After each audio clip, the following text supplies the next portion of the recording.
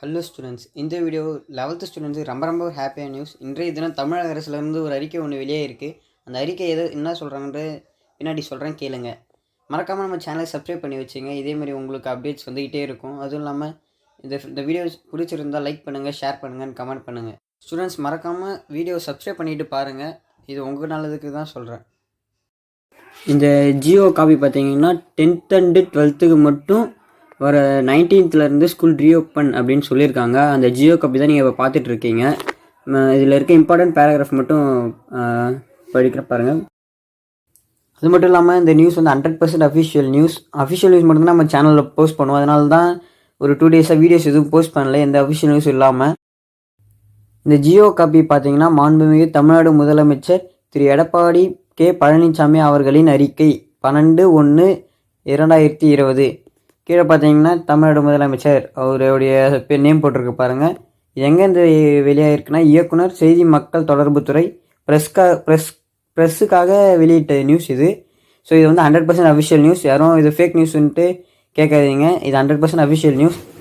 கீழே பார்த்தீங்கன்னா உங்களுக்கு தெரியும் 10 மற்றும் 12ஆம் வகுப்பு மாணவர்களுக்கு மட்டும், அதாவது டேட் மேலே போட்டிருக்காங்க பாருங்கள், 19/1/2021 முதல் 10 மற்றும் 12ஆம் வகுப்பு மாணவர்களுக்கு.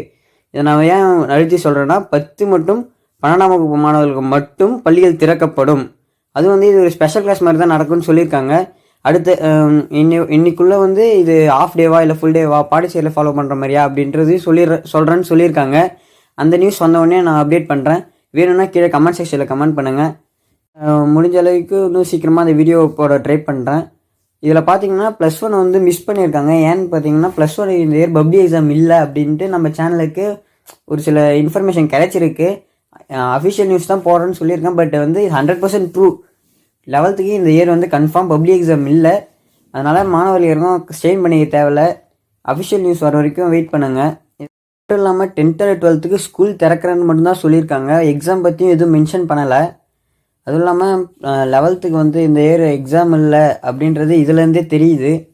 வெயிட் பண்ணி பார்க்கலாம் 11th எக்ஸாம் இருக்கா இல்லையான்ட்டு. 11th ஸ்கூல் ஓப்பன் பண்ணுறாங்களேனே தெரியல.